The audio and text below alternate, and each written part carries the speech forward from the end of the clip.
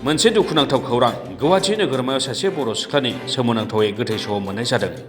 सिख्लानि गोथै सह'खौ मोजां मोननाय गुबुन हारिनि सेंग्रानि खथायाव मोननाय जायो। थैनाय सिख्लाया धेमाजि जिल्लानि जन्मेश्वरी बसुमतारी। सिख्लाया थैनाय जाथायनि बिथिङाव मोजां मोननाय सेंग्राखौ पुलिसआ हमबाय होनना मिथिनो हादों। गुबुन हारिनि हौवाजों मोजां मोनलायनाय बर' सिख्लाफोरा सांग्रां जा, नङाबा खैफोदाव गोग्लैनो हागौ। गुबुन हारिनि सेंग्राजों मोजां मोनलायनानै अबथिरा जिउ गोमानाय सिख्लाया धेमाजि जिल्लानि सानजारि नोगोर सिमेन्ट सापरि पुलिस थाना सिंनि 3 नं महनपुर गामिनि राजु बसुमतारीनि 21 बोसोर बैसोनि फिसाजो जन्मेश्वरी बसुमतारी।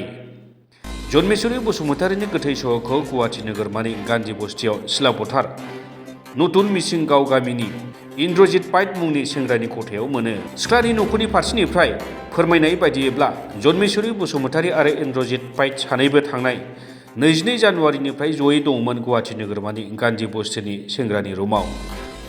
आरो जन्मेश्वरी बसुमतारीया 26 जानुवारियाव 12:20 न'आव थांगोन होननासो नखरनि सुबुंजों रायज्लायहरदोंमोनब्लाबो नाथाय दुखुनांथावै 3 रिंगायाव जन्मेश्वरी बसुमतारीया मोजां मोननाय सेंग्रानि रुमाव थैना दङ होनना गुवाहाटीनिफ्राय खौरां हरो नखरनिसिम।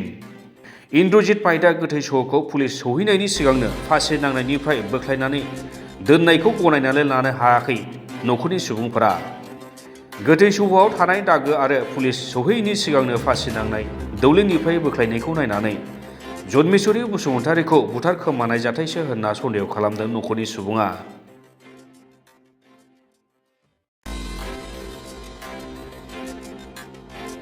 दिनै इन्द्रजित पाइटनि हेंथायै एफआइआर होनाय जायो आरो केसखौ रेजिस्टार खालामनानै इन्द्रजित पाइटखौ चानमेरि पुलिसआ हमो।